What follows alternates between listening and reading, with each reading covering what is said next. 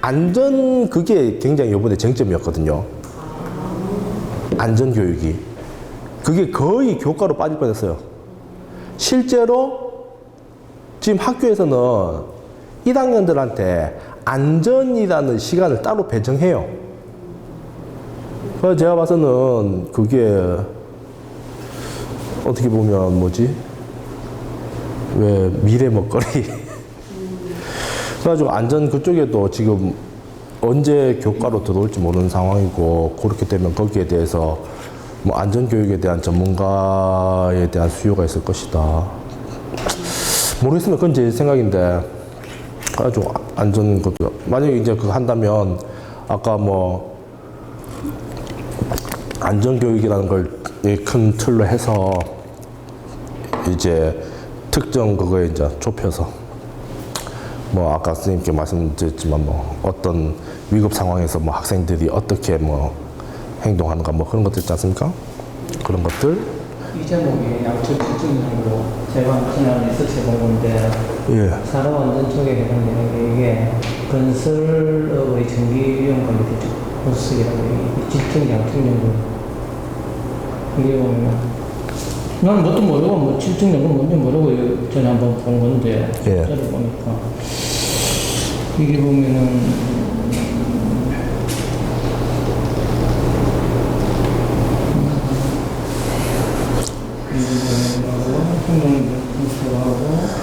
이게 이제 나레이티브 텍스트를 분석 요원이 해가지고 질적 및 양적 분석, 질적 및 양적 분석이라고 그냥 번역을 했는데 질적 양적 연구계층 통한 정기적 위험의 통제가 분석이라는 말도 써도 됩니다.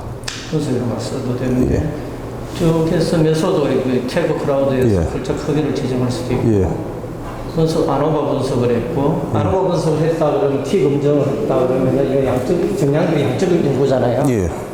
분석 메소드를 양적 연구로 가지고 이제 분석.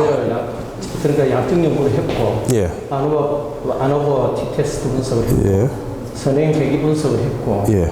여기 정량기 소프트웨어는 SAS를 썼고, 예. SAS를 썼고, 예. 그 다음에 결과가 이렇게 나왔다. 예, 그렇게 나왔다. 네, 이게 이제 질적 연구의 결과가 나왔다. 여기서부터 양적 연구야. 텍스트를 태그. 방금 그거 하신 거는 질적 분석이 아닌 것 같은데. 양적 연구. 아, 양적이죠. 양적 연구고, 예. 이건 이제 나레이티브 텍스트를 엠비브로 돌려보니까 태그 크라우드가 이렇게 나왔다. 그러니까 그게 질적 연구. 질적 분석이 아니에요. 그거는 그냥 워딩을 카운팅한 거예요. 그렇죠. 그렇죠. 이게 이제 엠비브로 쓴 거예요. 예, 그러니까 MB보를 쓰는데 MB보 중에서도 양적인 측면을 쓴 거죠. 엠비브에서 양적인 측면. 예. 그러니까 그게 뭐 단어가 몇 번 등장했다. 그거는 솔직히 굉장히 양적에 가까운 거고. 그래서 양적으로 연구를 이렇게 하니까, 야, 이게 그 주택 산업이나 상가건설 공장이나 중공업에서는 예. 툴이다. 예를 들면은 한눈에 나오잖아요. 중요시하는 게 워딩이 툴이 중요하다. 어떤 데는 트레이닝이 중요하다. 어떤 데는 뭐 테크아웃이나 락아웃이 중요하다. 이렇게 나오는 거지. 이거를 아까 질적 연구한 거하고 양적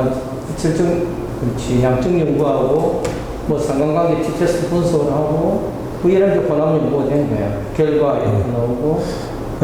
선생님의 논문은 좀 양적 연구에 많이 가까운. 그래서 이게 그나마 실적 양적 연구를 했다고 하면서 양적 연구 쪽으로 보는 논문이 이제 SCI 논문이 공개된 거거든요. 그래서 결과는 뭐 여러 그래프도 이것도 약간 뭐 양적 연구의 그래프잖아요. 선행 분석이 나오고. 그러니까 학자들에 따라서 어느 정도까지를 양적 연구로 보느냐, 어느 정도까지를 질적 연구로 보느냐에 대한 그거는 다 다르거든요.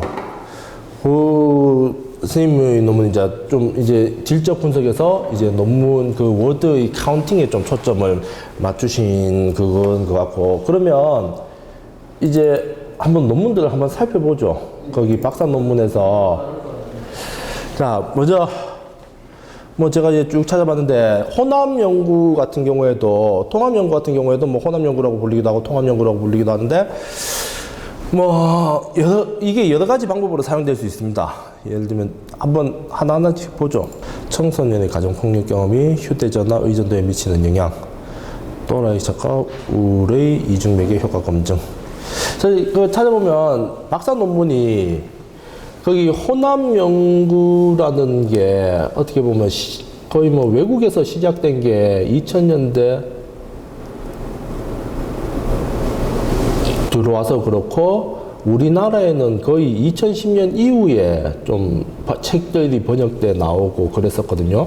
그래가지고 보면 박사 논문들이 거의 2010년대 들어서 이제 호남 연구에 관한 박사 논문들이 이제 나오기 시작합니다. 그런데 여러 가지 방법으로 사용돼요. 자, 먼저 한번 보겠습니다. 자, 이 목차를 보시면 일단은 뭐 연구에 피해서 뭐 서론은 뭐 다 하시는 거고, 그리고 이론적 배경도 이제 다 하시는 거고, 뭐 연구 방법을 보면은 호남 연구고 양적 연구 그리고 질적 연구가 별개로 되어 있죠.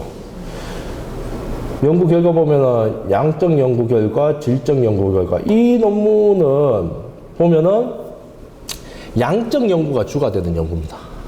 양적 연구가 주가 되는 연구고, 질적 연구를 통해서 양적 연구의 결과를 한번 확인하는 그 정도 수준의 양적. 그러니까 이 논문 같은 경우에는 양적 연구가 주예요.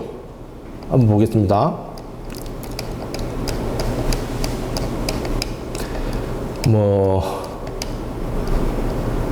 연구의 필요성 필요하겠죠. 필요하니까. 서론이 질적 연구 같은 경우에는 서론이 굉장히 깁니다. 제가 제 박사 논문 같은 경우에는 서론이 10페이지가 넘어요.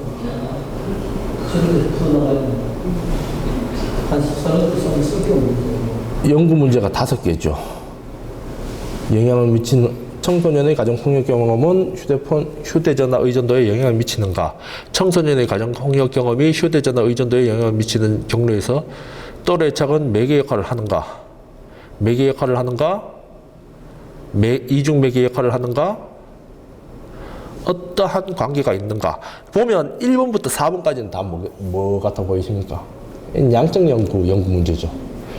문제 5번에서 이제 앞에서 연구 문제 1, 2, 3, 4번을 심층 면접에서 관계가 어떠한가? 과연 그 관계성이 어떻게 드러나고 있는지 그걸 보고 있는 겁니다. 자, 이론적 배경은 넘어가고요.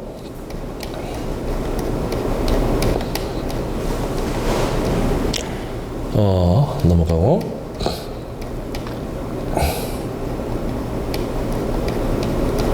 이론적 배경이야 뭐 다 양적, 질적이나 쓰는 요령은 다 비슷하니까.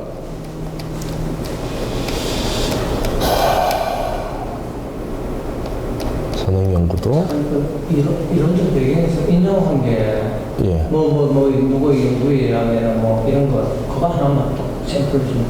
예, 뭐 이런.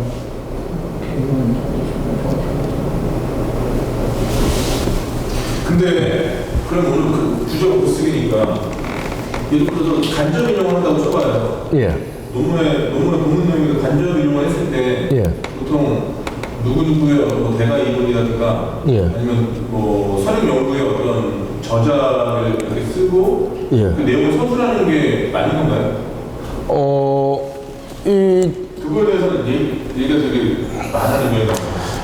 그게 저도 솔직히 그 부분은 제가 논문이나 이런 걸 쓰면서 교수님들한테도 막 물어보고 하는데 솔직히 그 부분은 진짜 귀에 걸면 귀걸이, 코에 걸면 코걸이 그런 경우가 많거든요. 다만 확실한 거는 직접 인용은 그게 직접적인 인용이라는 표시를 해줘야 돼요. 예를 들면 단락을 따로 만들어가지고 왜 가운데 해가지고 이래 해가지고 그게 직접 인용임을 밝혀야 되고 간접 인용 발음이 안 되노. 간접 인용 같은 경우에는 이제 그런 간접 인용임을 밝히면 되고 그러면 이제 직접 인용 누구의 논의에 따르면 이런 식으로 그런 식의 비슷한 표현 자체가 예. 그 제가 본인의 생각을 물어보는 거예요. 예. 어떤 거 같나요? 그러니까 제가 그런 지도를 받을 때 예. 교수님들마다 피드백이 좀 다른데 어떤 교수님 같은 경우는 굉장히 유치한 거다 이렇게 하는 거. 예?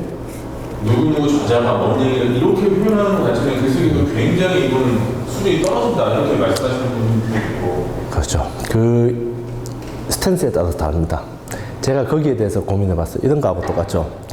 되게 대가라고 불리는 그런 사람의 논문 있지 않습니까? 그런 사람 논문 보면은 인용이 거의 없어요. 실제로 막 교육학 쪽에 유명한 뭐 반매넌이라든지 뭐 이런 사람들 논문 보면은 인용이 거의 한 10개 미만이에요. 왜냐? 그 사람들은 그 사람들이 얘기하는 것 자체가 그 사람이 얘기했다는 것만으로도 타당성을 얻으니까. 그런데 우리 같은 사람들이 그렇게 쓰면은 그건 네 생각이고 이렇게 돼버리는 거야. 솔직히 논문은 네 생각을 쓰는 건데, 그러니까 논문이 내 생각을 쓰는 건데 내 생각을 썼다고 용어도 먹는 거야. 그러니까 그런 대가가 아닌 다음에는 저는 그래요. 선생님도 뭐 논문을 뭐 자기 만족에 쓰시지 않지 않습니까? 어디에 게재하려고 투고하려고 쓰는 거고 논문이 이제 심사위원한테 받아들여지려고 쓰는 거지.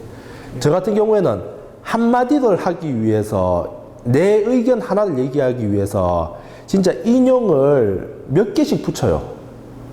내가 하는 주장이 충분히 타당한 거라는 걸 증명하기 위해서. 물론 교수님은 대가니까 인용 같은 거 하지 말고 네 생각을 해야 적어야지 그게 논문이지. 제가 말씀드렸는데 그렇게 쓰면은 선생님이 그렇게 쓰시려면은 저기 한 대학에서 이제 근무하시면서 되게 대가로서 어느 정도 전문가로서 인정을 받아야지 나중에 선생님이 그런 걸 썼을 때 인정받을 수 있지. 한낱 연구자가 그렇게 쓰면은 거의 저는 그렇게 이해했어요. 그거 어떻게 이해했냐면 되게 성의 없는 거다 그렇게 쓰는 게. 바로 예를 들어서 네가 참고 논문을 고찰해가지고 그 내용을 네가 소화해서 너만한 언어로 이걸 다시 표현해내는 그 과정을 생략하고 어떤 사람이 쓸 거를 그냥 그대로 내가 인용이라는 이런 기법을 대도한테 갖다 넣고 이렇게 네 문장을 논거를 갖다 붙이는 거는 굉장히 유치한 방법이다 뭐 이런 식으로 표현하시더라고요. 그런 거는 좀 문제가 있는 것 같아요. 그러니까 뭐가 있는가 하면 아무 그것도 없이 그러한 논의들을 쭉 그냥 나열하는 식으로 글을 진행하는 거 있지 않습니까? 그거는 굉장히 문제가 있는데 그걸 통해서 뭔가를 뽑아내야 되는 거예요. 그러니까 그 학자들이 논의를 갖고 와가지고 뭔가를 뽑아내야지 단순히 그것만 나열하는 거는 그거는 이제 문제가 있죠. 예를 들면 내가 거기 얼마 전에 이제 썼던 그거 보면 이제 선행학습에 대해서 선행학습이 이제 학자들이 어떻게 선행학습을 정의하고 있는지 이런 걸 하는데 내가 A라는 학자는 선행학습에 대해서 이렇게 얘기하고 B라는 학자는 선행학습을 얘기하고 C라는 학자는 선행학습을 이런 그런 한 3-4명을 갖고 와요. 3-4명을 갖고 왔는데 얘기한다 거기서 끝나면 그거는 안 돼요. 그거는 내 의견이 아니고 그냥 남의 얘기 그냥 그대로 좀 복사해가지고 붙여 있는 건데 중요한 거는 그걸 한 다음에 그걸 자기가 종합해 줘야 되는 거예요. 이러한 학자들의 얘기를 종합해 보면 선행학습이라는 것에는 2가지 개념이 포함되어 있다는 것을 알 수 있다.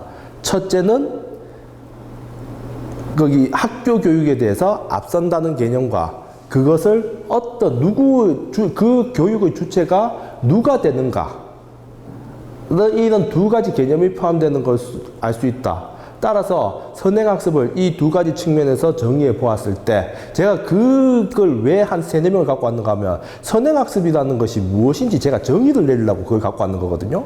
이런 거 했을 때 이 논의를 통하면 이 2가지 개념이 있고 이 선행학습에 대해서 이 2가지 개념이 이렇게 드러나고 있으니까 선행학습이란 거기 이제 그때부터 이제 제 얘기를 하는 거죠. 결국 선행학습이란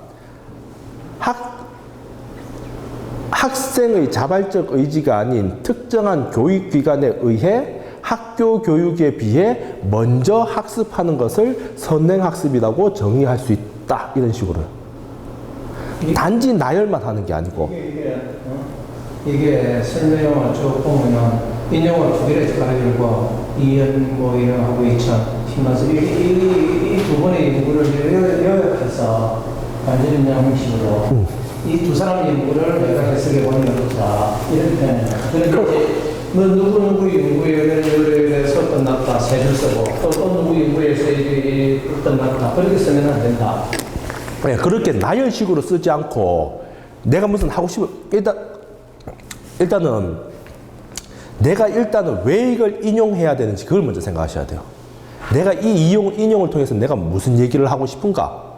예를 들면 이런 것도 이제 쭉 하는데 예를 들면 저기 요 앞전에 썼던 논문에서 계속 하는데 제가 이제 학원 연구에 대한 논문을 이제 쭉 리뷰를 쭉 했어요. 한 5-6편 정도. 쭉 리뷰를 하고 나서 이제 그걸 종합하는 거예요. 이러한 연구를 종합하면 이제까지 학원 교육에 대한 연구는 크게 세 가지 방향에서 이루어져 왔다.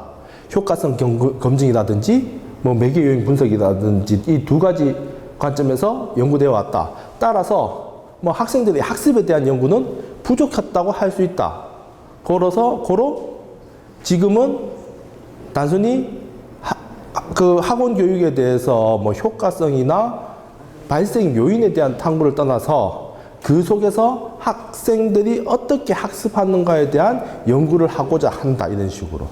그러니까 붙이는 거는 얼마든지 붙여도 돼요. 근데 붙이는데 끝나서는 안 돼요. 그건 붙이는 거는 그냥 쭉 나열하는 거고 그 붙였는 걸 가지고 본인이 그걸 분석을 해서 결론을 내줘야 돼요. 붙이는 걸 나열하는 거 나중에 자기가 종합적으로 의견을 제시해도 되느냐 아니면 나열하지 말고 뭐 이런 식으로 이렇게 자기 분석하고 갈아입고 글쓰기 방법이 다양한 형식이 있는 거지 그게 전혀 에세이로 흐르면 안 돼요. 그러니까 흔히 질적 연구에 대해서 조금 오해가 많으신 게 뭔가 하면 무슨 소설적인 글쓰기가 마치 질적 연구의 그러니까 뭐 아무것도 필요 없이 그냥 자기의 생각을 이제 쭉 이래 적으면은 그게 논문이 되는 것으로 아시는데 그게 아니고 그런 걸 계속 하면서 기존의 이론과 제 책 뒤에도 있지만 기존의 이론들과 자기의 그런 해석들을 계속 비교해 가면서 그렇게 해가지고 계속 질적 연구는 학술적 의미를 가져야지 에세이 수준에서 머무르면 안 되거든요. 잠깐만요. 그러면 이거는 지금 혼합 연구인데 양적 기반의 질적으로 했다고 했잖아요. 좀 넘어가고 주로 양적인 것이 주가 되고 질적인 걸로 이제 이 양적인 결과를 보완해 주는 거죠. 일단 연구자의 주관적인 해석이나 이런 게 좀 더 비중이 많이 차지해지는 부분은 결론 부분일 것 같아요. 결과 부분에. 근데 이게 솔직히 이것도 그렇게 좋은 거다기보다는 우리 그 회장님이랑 우리 교수님 주장하시는 거예요.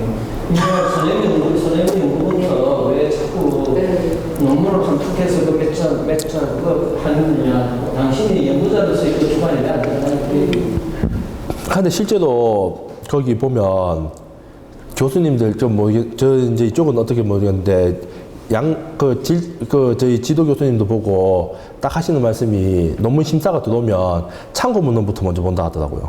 네.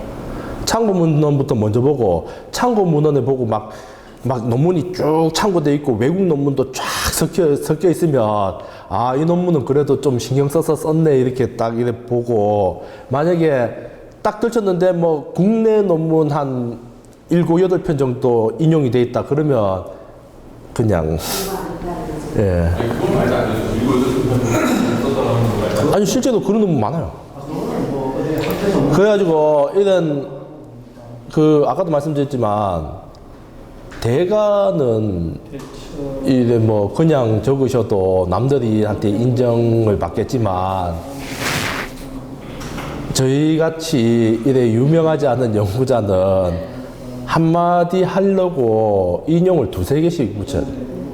이제 연구가 왜 필요하고 그런 부분을 충분히 설득하려면 선행 연구 리뷰가 많이 돼야 되니까 이런 인용을 많이 해야 될 것 같아요.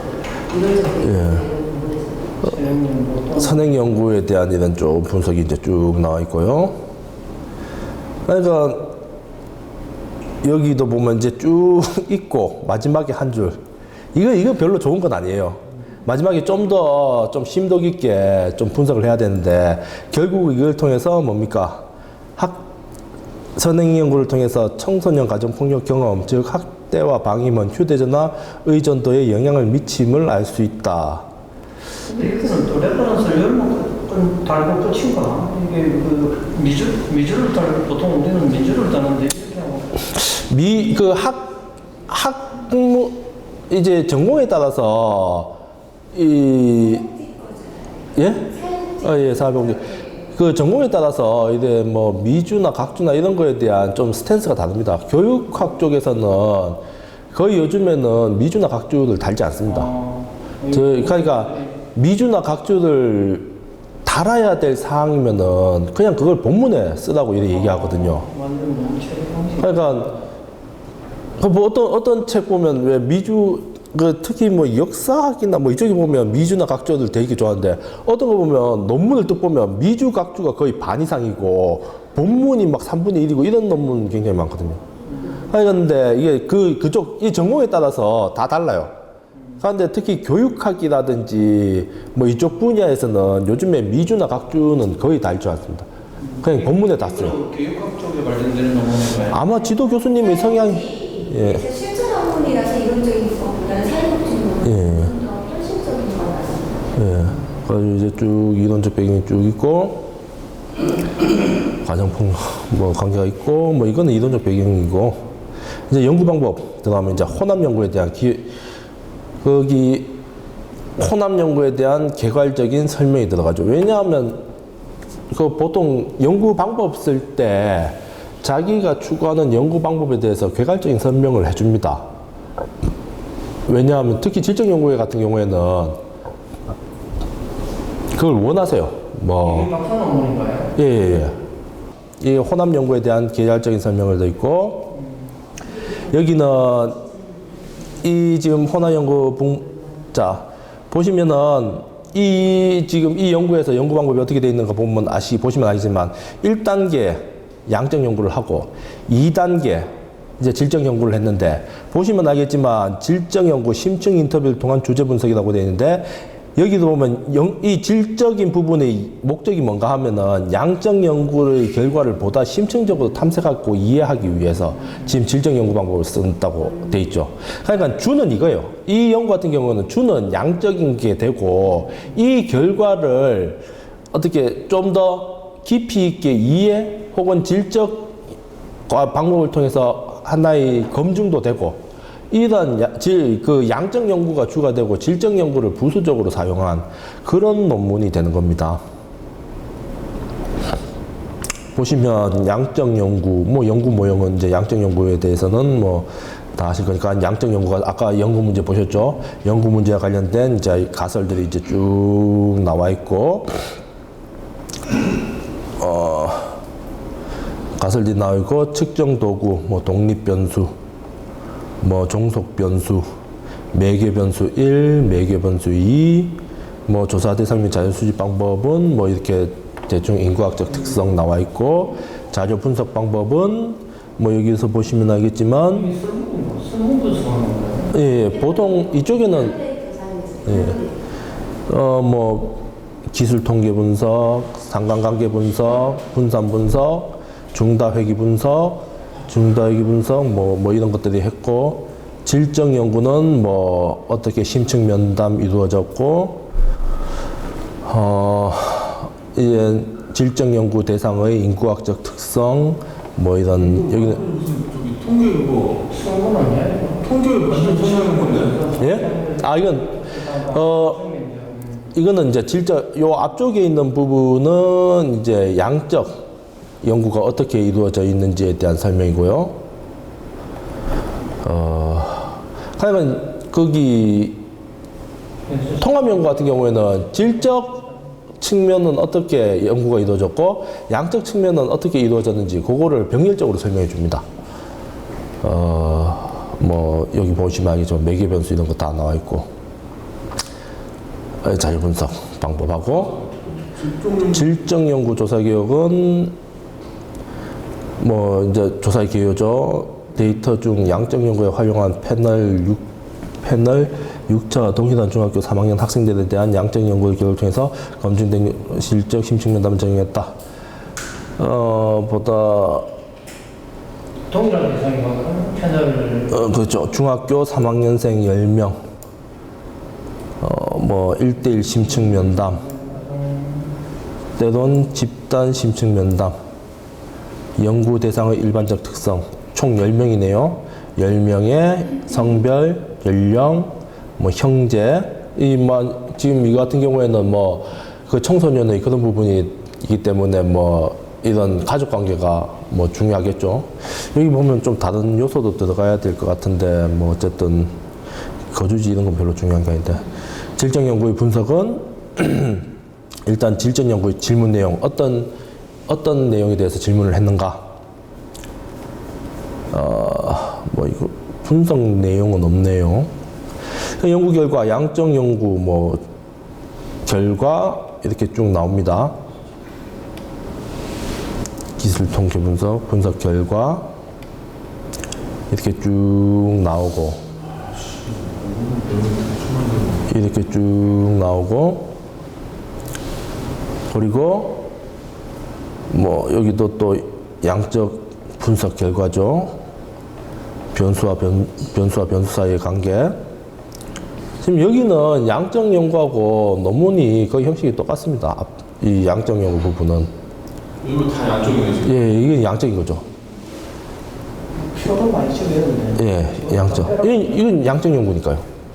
아니 뭐 박사 논문에 저 표가 다 뒤에 같은지 빼고 이런 거 자기 해야 뭐, 야 이거 좀 좋다 논문이. 이렇게 쭉 해서, 이거 최근 논문이네요 이것도. 예. 이 보통 혼합 연구 같은 경우에는 거의 2010년도 이후에 논문이 많이 나왔어요. 근데 아까 설명한 인실력이 2018년 10월 달이니까 올해 1학기에 그렇겠죠. 나온 거예요? 예. 벌써 실린 나오게 2010년도. 그 다음에 이제 질적 연구에 들어가가지고, 이제 그 앞에 했던 그 양적 결과 있지 않습니까? 거기에 대해서 이제 질문을 만들어가지고, 이제 그걸 확인하는 거죠.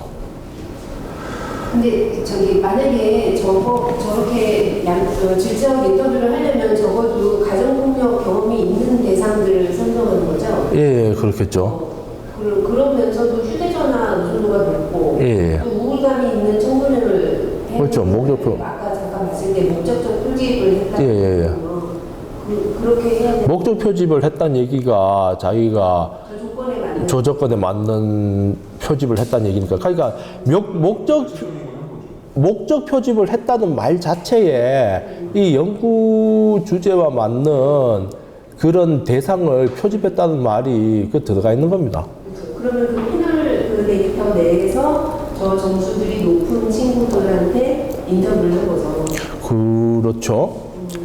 결과 분석, 뭐 가정폭력의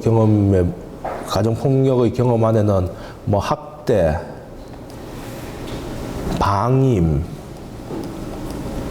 그리고 그 외 경험 이런 것들이 드러났고, 또래 애착과 관련해 가지고는 또래 애착, 우울. 이거는 아까도 말씀드렸지만 보통 이런 논문들이 실제로 간데 제일 쉬워요. 뭔가 하면은 양적 연구를 통해서 기본적인 결과를 가지고 있잖아요. 그러면 그 결과를 확인하기 위한, 혹은 그 결과, 예를 들면 변수와 변수의 관계는 관계가 있다는 걸 다 밝혀졌으니까, 예를 들면 학대 경험이 있는 애들이 휴대폰을 많이 사용한다는 거하고 상관관계가 있다는 게 이제 밝혀졌잖아요. 그럼 이제 애들한테 가지고 물어보는 거예요. 야, 그러니까 이 뭐 여러 가지 물어보고 있겠지만 결론적으로 그거예요. 야, 네가 봤을 때 네가 학대 경험 당한 거하고 네가 휴대폰을 많이 사용하는 거하고 어떻게 관련돼 있는 거 같니? 뭐 이런 식으로 그냥 물어보가지고 이제 그 틈을 메우는 거예요. 그러니까 뭔가 하면 양적 연구 같은 경우에는 이 두 개가 관련이 있다는 것만 나오지, 이 두 개가 구체적으로 어떻게 해가지고 관련돼 있다는 거는 안 나오잖아요. 그러면 그걸 메꾸는 거예요. 질적 연구를 통해서. 그러니까 주는 양적이고 부가 질적이 되는 거죠. 이런 식으로 해가지고 여기도 아마 저희가 내용은 뭐 구체적으로 뭐 이게 뭐 결과 중요하지 않으니까 꼼꼼히 살펴보지는 않을 건데 보시면 알겠지만은 주로 여기 앞에 나왔던 그런 뭐 매개 변수나 거기에 대한 내용이 쭉 나오지 않습니까? 또래 차기라든지 그러니까 얘들한테 이제 물어보는 거예요. 이제 그 두 개가 어떻게 관련되어 있는가?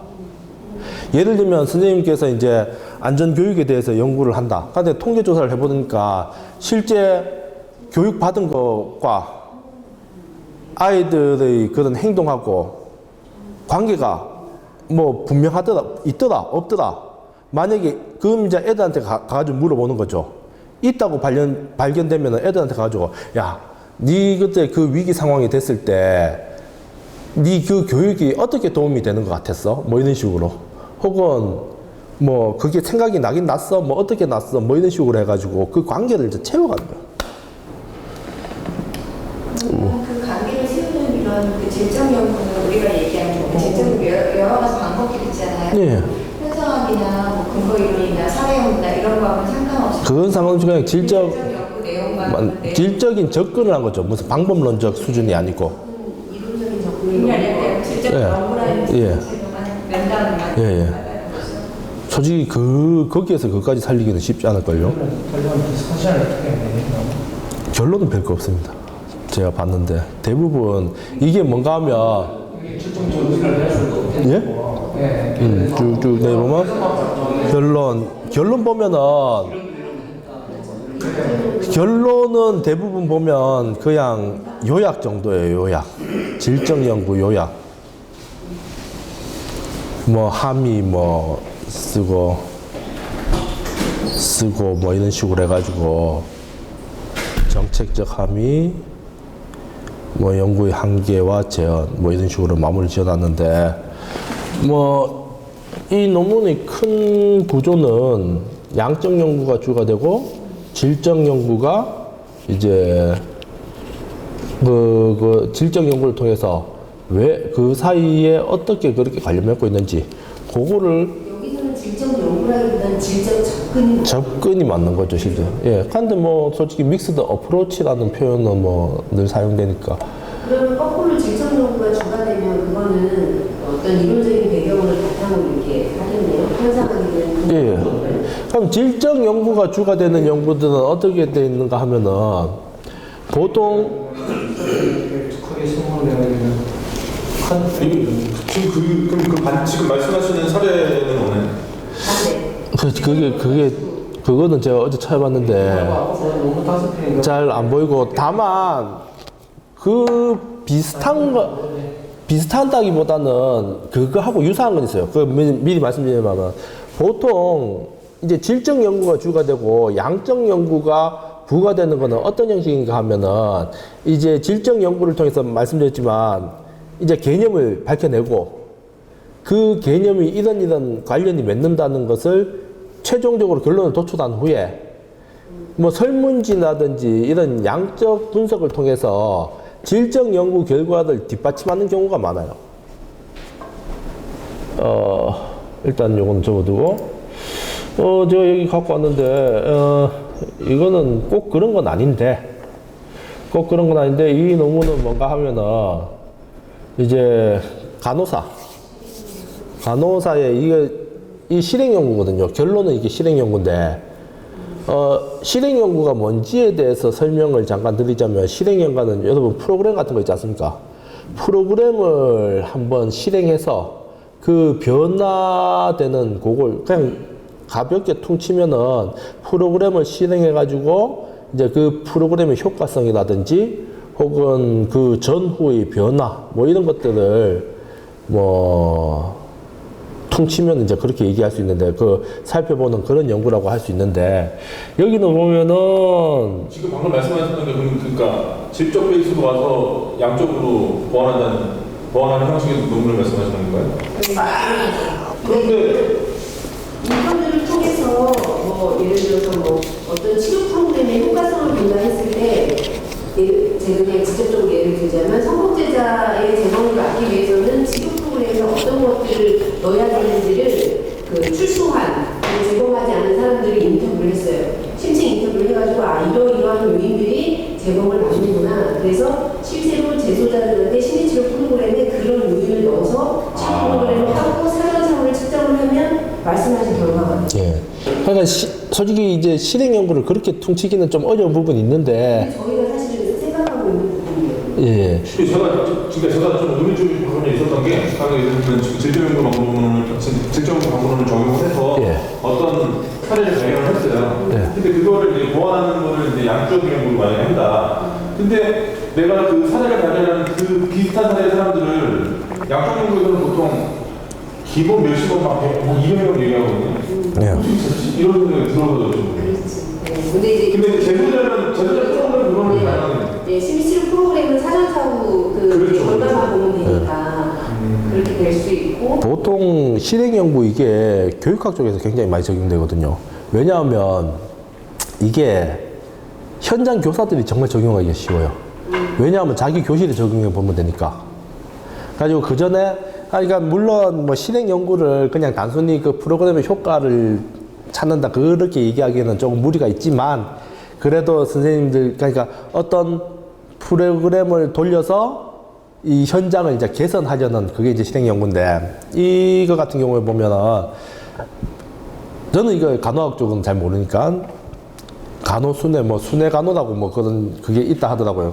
말씀하셨잖아요. 그럼 예를 들어서 처음에 설문이나 이런 걸 통해서 예. 전체 예를 들면 초등학교에 안전교육 뭐 요거를 많이 했다. 그러면 설문을 그냥 통계를 통해 가지고 예. 전체 현황을 봤어요. 예. 보니까 안전 그 교육 전하고 후하고 예. 변화가 분명 있어요. 예. 근데 이제 변화가 있는데 일정 부분에서 나타나는 거지도. 예. 그게 왜 그런가를 이제 저기 인터뷰나 이런 걸 막 했어요. 예. 그런 다음에 그 결과를 갖고 예. 또다시 통계를 통해가지고 뭔가 하는 그런 방법도 있나요? 있죠. 예. 어이씨, 좋았어, 알았어요. 예. 그렇죠. 그러니까 거기 질적 연구하고 양적 연구가 계속 번갈아 가는 연구들도 있어요. 그 진짜로 좋은 프로그램이 되는 거죠. 예. 근데 힘들죠. 네, 그렇죠. 대신 이제 단위 프로젝트 시간이 필요한 거죠. 그러니까 거기 보통 이제 여기 마침 칠판이 있어가지고 말씀드리면 보통 이래 난 계획이 있구나. 보통 이제 연구가 있으면 이게 보통 순차적으로 해가지고 카드 필요 없구나. 맨 처음에 질적이 가고 그 다음에 양적으로 보완하는 방법이 있어요. 질적을 통해서 예를 들면 어쨌든 질적인 연구를 통해서 이제 범주가 도출되지 않습니까? 범주. 그죠?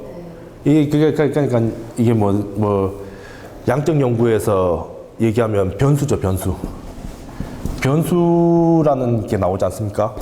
그 다음에 이제 변수와 변수 사이의 관계도 이제 우리는 범주라고, 질적 연구에서는 범주라고 부르지만 양적 연구에서는 변수가 되는 거니까. 그러면 양적 연구에서는 설문지를 통해서 이제 그게 진짜 맞는지 한번 확인해 보는 거예요. 설문지 이제 꾸며가지고. 예를 들면 이 변수를 드러내는 이제 설문하고 이 변수를 드러내. 해가지고 이게 맞으면 봐라. 질적 연구가 양적 연구하고 맞다. 그러면 좀 더 일반성을 가지고 보편성을 가지겠죠. 두 번째 방법은 뭔가 하면 이제 양이 먼저 오고 질이 오는 방법이에요. 이 양에서는 일단 변수와 변수 사이의 이 변수 이것도 이제 이론에 대한 탐구에서 변수가 오는 거잖아요. 이 변수와 변수 사이의 이런 관련성은 확인된단 말이에요. 네.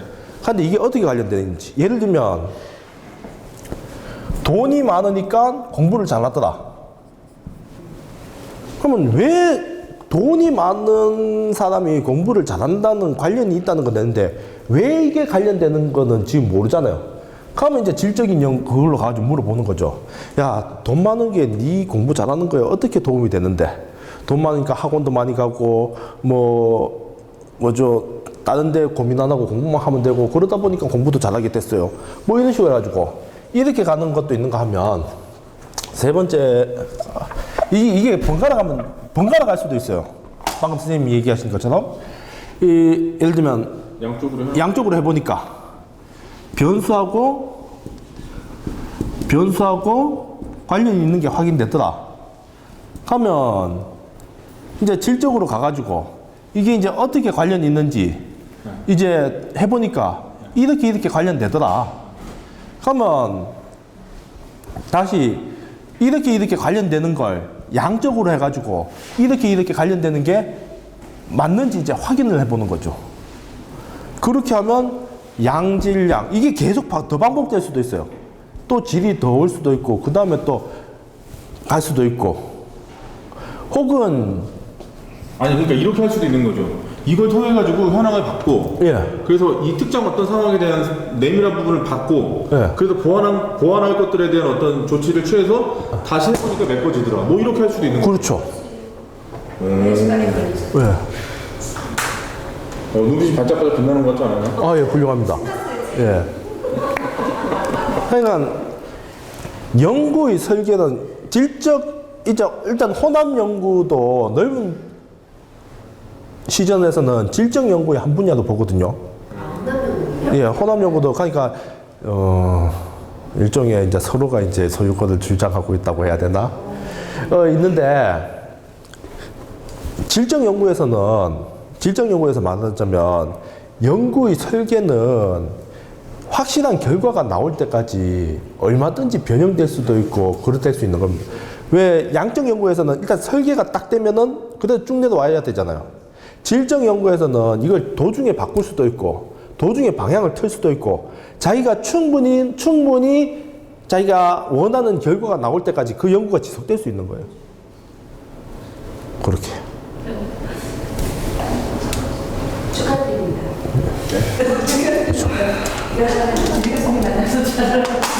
이제 만약 이제 선생님께서 이제 뭐 연구를 안전교육에 대해서 이제 연구를 하신다 하면 이제 설문지를 쫙 뿌려가지고 애들한테 뭐 교사라든지 애들한테 이제 설문지를 쫙 뿌려가지고 이제 대략적으로 이제 뭐 교사의 뭐 안전에 대한 인식이라든지 학생의 안전에 대한 인식이라든지 전체적인 현황을 파악하고 보이는 주요 변수가 드러날 거지 않습니까? 그 주요 변수를 가지고 이제 인터뷰하러 가가지고 그 주요 변수에 대해서만 집중적으로 물어보는 거예요. 집중적으로 물어보다 보면 그 변수와 변수 사이의 관계가 어느 정도 드러나겠죠. 하면 그 다음에 그걸 가지고 그 관계를 확실히 일반화시킬 수 있는 양적 접근을 해가지고 봐라 이게 이제 뒷받침되지 않느냐 뭐 이런 식으로 가도 훌륭한 연구가 될 수 있겠죠.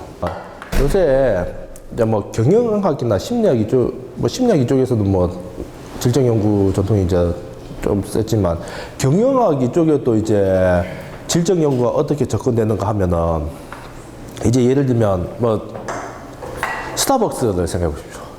왜 스타벅스는 가격도 비싸고 사람도 버글버글거리고 그러는데 뭐 따뜻이 뭐 커피 맛이 더 좋은지도 모르겠는데 왜 스타벅스는 사람들이 버글버글거리고 그 옆에 널널하고 에어컨도 빵빵하게 틀어주는 특정 브랜드를 비하하는 게 아니고 왜 그 옆에 있는 에어컨도 빵빵하게 틀어주고 뭐 커피 맛도 별반 차이 나지 않는 달콤 커피는 왜 사람들이 없을까요? 그거는 양적 측면으로 들어가면 도저히 설명이 안 된단 말이죠. 왜냐하면 스타벅스가 잘 되는 이유는 스타벅스라는 공간에 부여하는 소비자의 가치가 투여되어 있기 때문에 예를 들면 보십시오. 거기 막 스타벅스에서 주는 에코백 그거 있지 않습니까? 그거 받으려고 새벽에 줄 서 있습니다. 에코백 평소에 들고 다니지 않으면서. 근데 스타벅스라는 그 에코백이 주는 가치가 이제 소비자한테 좀 다르게 접근하는 거죠. 그러니까 질적 연구는 양적 연구로는 좀 설명하기 힘든 그런 부분을 파고 들어갈 수 있단 말이죠.